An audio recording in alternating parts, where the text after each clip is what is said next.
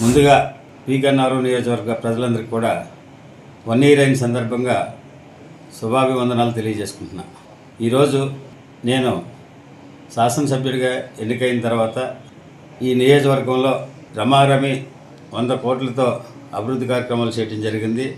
రోడ్లు అయితేనేమి, తాగునీటి సమస్యలు అయితేనేమి, ఇక ఇతరత్ర అంటే సిఎస్ఆర్ ఫండ్స్ నుంచి, సీఎం రిలీఫ్ ఫండ్స్ నుంచి వివిధ రకాలైనటువంటి ఫండ్స్ అన్నీ తీసుకొచ్చి ఈ నియోజకవర్గ ప్రజలకి అభివృద్ధి కార్యక్రమంలో భాగస్వామ్యం చేయడం జరిగింది.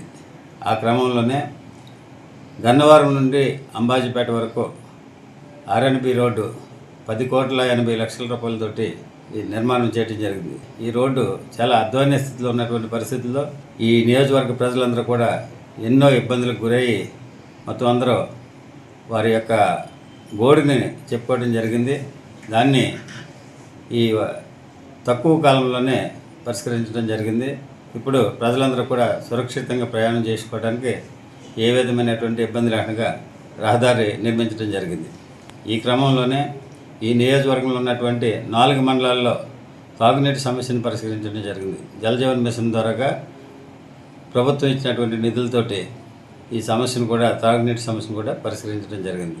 ఇంకా ఈ నియోజకవర్గంలో ఉన్నటువంటి ప్రధానమైనటువంటి సమస్య డ్రైనేజ్ సమస్య.